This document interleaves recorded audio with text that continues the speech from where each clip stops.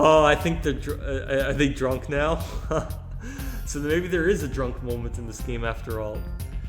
The second glass of wine goes down a lot quicker than the first, and before any of us notice, the second bottle is empty. Yeah, they're drunk.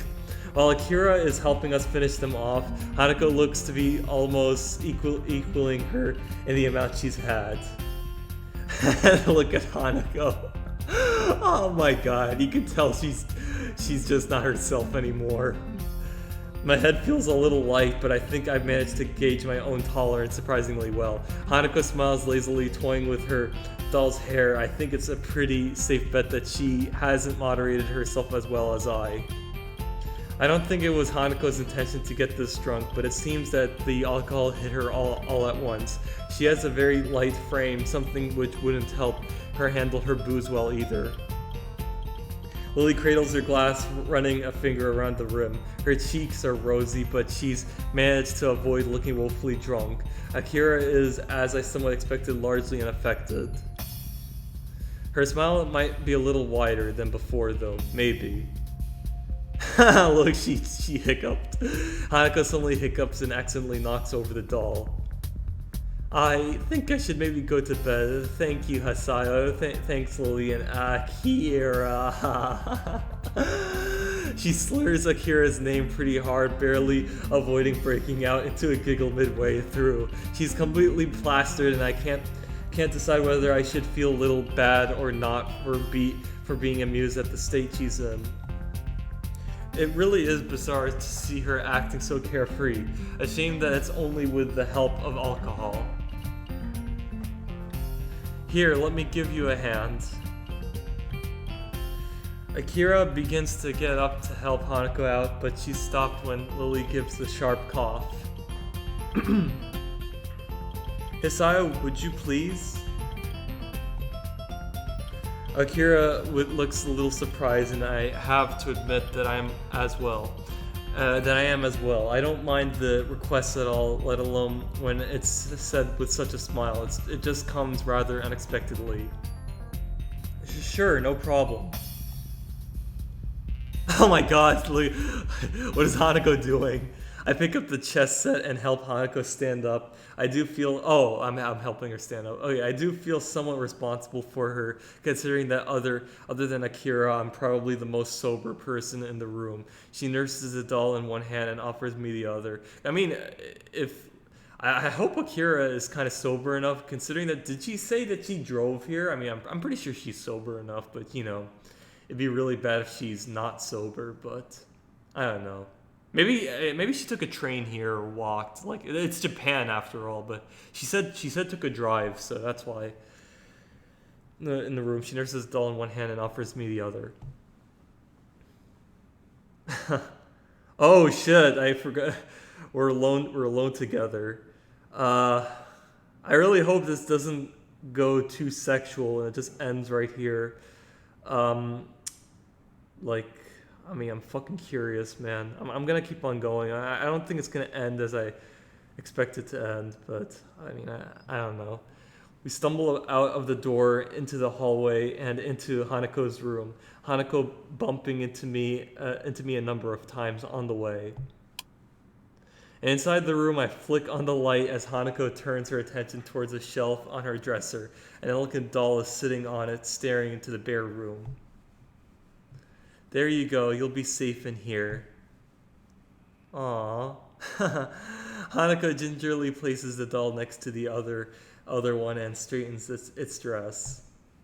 They sit in silence, hair and clothes perfectly arranged, just like the teapot in Lily's room. They serve as a distinct contrast to the dull whites and grays that permeate her bedroom.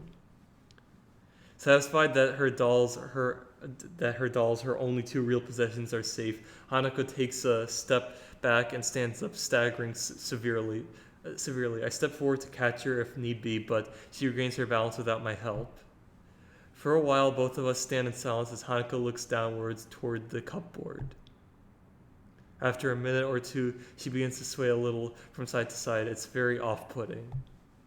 Are you going to be all right? Hanako raises her head and turns around to me as if she's only just remembered that I'm also in the room. Oh shit! What's unexpected is that she takes 2 steps towards me and wraps her arms around my body, her head coming to rest against my chest. Oh shit, this is either gonna be so wholesome or, something that's probably not gonna be on YouTube, but we'll see. I can feel my heart beating as all of my senses feel like they're coming alive again after the deadening through the previous drinking. The smell of wine on her breath, the feeling of her fingers through my clothing, the scent of her hair underneath my chin.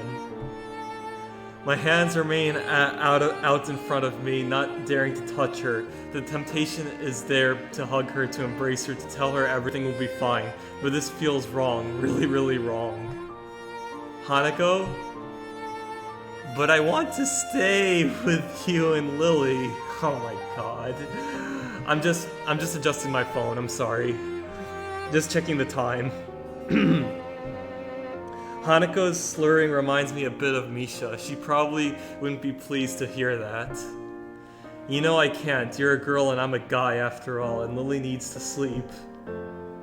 She gives a disappointed groan. It's so strange for her to act so forward. Don't worry, I'll see you again tomorrow, okay? I decide to rest a hand on her head to reassure her, deciding that this is as far as I'll allow myself to go in terms of physical contact with her while she's in this state. Hanako's head nuzzles against my chest and makes me feel all the more uneasy with the situation, and as her arms tighten around my back, I quickly decide to bail out. I rest my hands on her shoulders and give a firm but gentle push. Her grip tightens a little as I do so, but she eventually breaks off. I don't want you to go. Hanako, please. Akira and Lily are going to start thinking weird stuff if I take too long here. It's perfectly true too. I really don't want to take any chances and I feel very uncomfortable right now. I shouldn't try to read anything into the way she's acting right now. I read that aside from alcohol lowering inhibitions, people can react to getting drunk in many different ways that don't necessarily reflect reality. And even without that, there are plenty of ways to interpret what she's saying. As long as she's safe, I'm going to try and get out of her room as soon as possible. Hanako hiccups again, looking a right mess as she stands and looks downcast in the center of the room. Her personality changed as she drank more and more, and now all alone in her room with me, her previous brightness seems to have left her. Was she just acting upbeat to make sure we didn't worry? Even if she was, what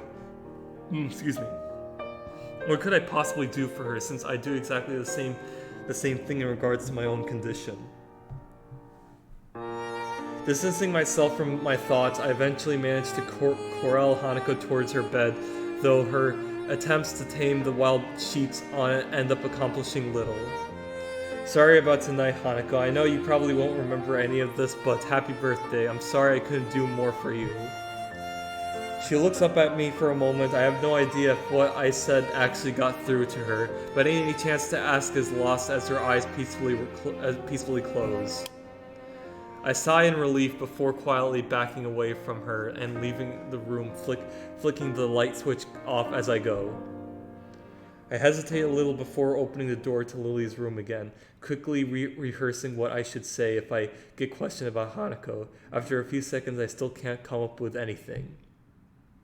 I open the door and make sure to close it behind me, lest any passing students catch a glimpse of the wine before turning my attention to the 2 girls at the low table. Akira is casually smiling, as is Lily. I welcome the change from the mood in Hanako's room. Is that you, Hasayo? Yeah, I got Hanako to her bed. She's sleeping now. That's good. I have to admit, I hadn't thought that she'd drink quite so much. Hey, it's fine. She's all safe and tucked up in bed now, with the way she is. She awkwardly trails off, though Lily and I would hardly protest. For someone so anxious and fearful, drinking would give an easy out from those constant feelings.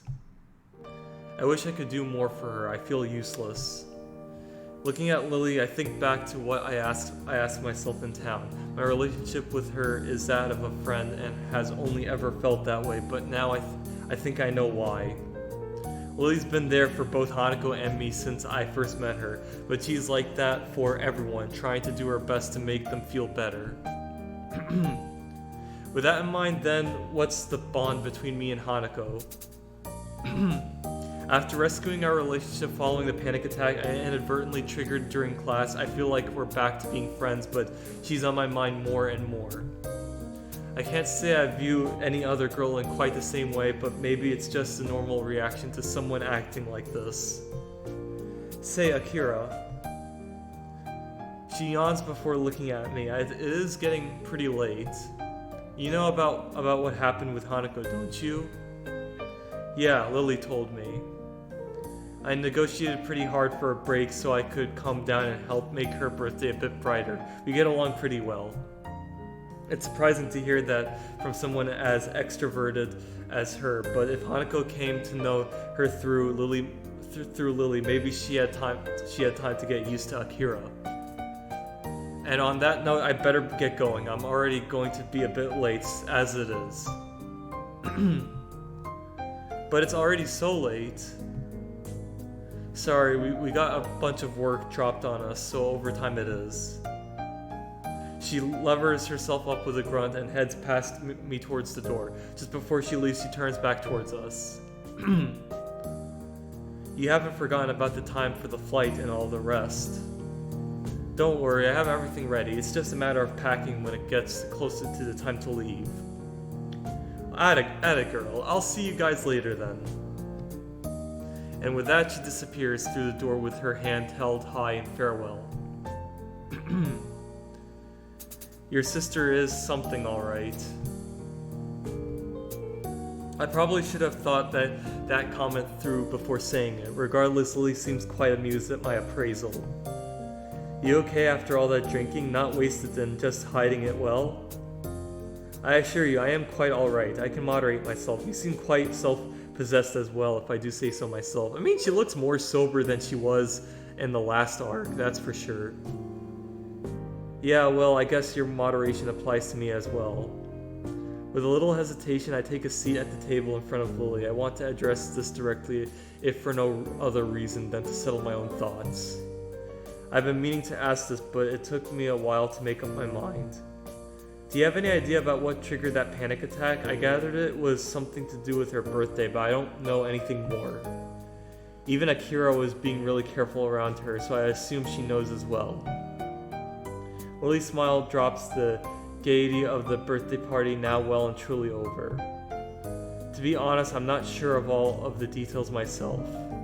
Hanako told you that she was in a house fire. She told me as much after we met and spent a lot of time together. Other than that, she quite simply never told me. She never told you? Assuming the worst, what does she have to look back upon? A life of isolation and possibly even the death of her family. Maybe even going as far as blaming her existence for their deaths. Even thinking about what little I know of Hanako's past is bleak. To have lived through all that and to live on with those memories must be infinitely worse. Lily looks similarly depressed, but I can see her rebuild at least some of her composure before my eyes. I get the feeling that both of us are talking more frankly than we might otherwise do, thanks to the wine. But it feels like just talking this out is a good thing anyway. I feel kind of helpless about it when it's put like that. What can I possibly do for her?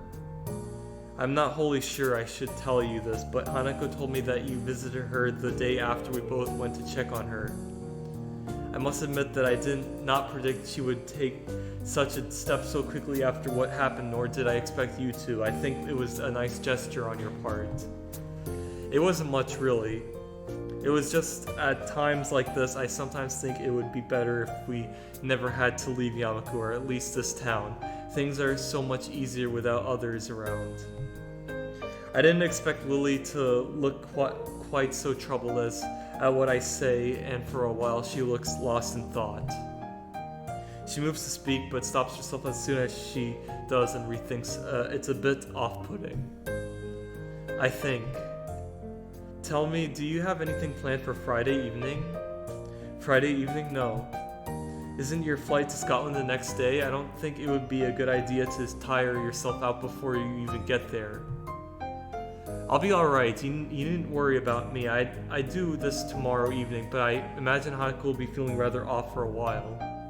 The thought of how she's going to be tomorrow makes me grimace. Maybe we should count our blessings that she didn't end up simply throwing up from drinking so much while having such a low tolerance. Well, I'm going to be able to attend whatever you are planning. What is it? Nothing unusual, I assure you, just a little excursion. And you'd better be off, Hisayo. I can't imagine it's long at all until curfew is here. Oh damn, curfew, I'd completely forgotten. I look at the clock next to Lily's bed, but it seems to be some oddity without written numerals, which I suppose makes sense given Lily's condition. Oh shit, yeah, what kind of clock would a blind person use? Not wanting to risk a haughty security patrol giving me a scolding, I get up and decide to go to my dorm as she says. Well then, I guess I'll see you and Hanako tomorrow, assuming the both of you manage to get up in the morning. Thank you for your concern, Hisayo. Until then. With that, I make my way out of her door and into the hallway. I hope her ideal will be a good one.